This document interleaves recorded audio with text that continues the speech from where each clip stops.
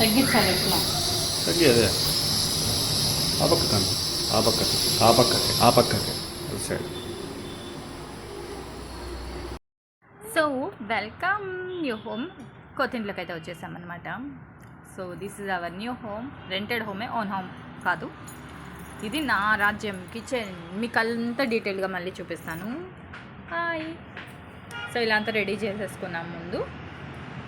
ఇప్పుడు వెళ్ళేసి మన న్యూ హోమ్ చూసేద్దాం. ఇది హాల్ అండ్ ఇది బెడ్రూమ్, ఒక బెడ్రూమ్ అండ్ ఇంకోటి ఇంకో బెడ్రూమ్.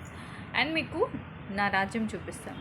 ఈ రాజ్యం నాకు చాలా బాగా నచ్చింది, ఎందుకంటే చాలా విశాలంగా చాలా బాగుందనమాట. చాలా పెద్ద కిచెన్ అనమాట. కొంచెం పీస్ఫుల్గా పెట్టుకోవచ్చు ఇప్పుడు అన్నీ కూడా. అండ్ ఇంకా రెడీ అవుతున్నాయి పాలు పొంగనికి. ఇప్పుడు మనం వెళ్ళేసి బయట కారిడార్ చూసేద్దామా. నాకు చాలా స్పేషియస్గా ఉంటే చాలా ఇష్టం. ఈ ఇల్లు ఒప్పుకోవడానికి మెయిన్ రీజన్ ఏంటంటే ఎంత స్పేషియస్గా ఉంది చూసారా.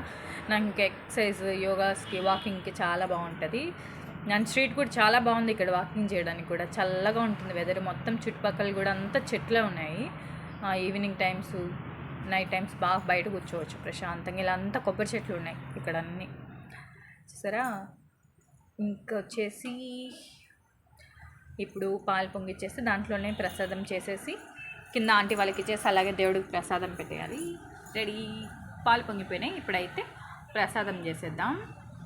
పాల సేమియాలు ఉంటాయి కదా, సో నేను వాటితో ప్రసాదం అయితే వండేసి దేవుడికి పెట్టేస్తాను.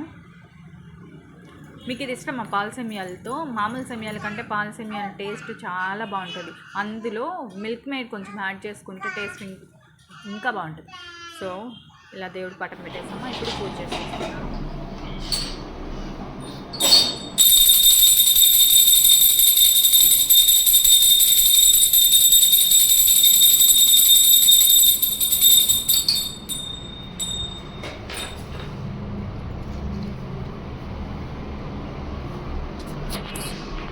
సో మాకు కొత్తింటి కదా ఇలా ముగిస్తుంది ఈరోజు. Bye bye.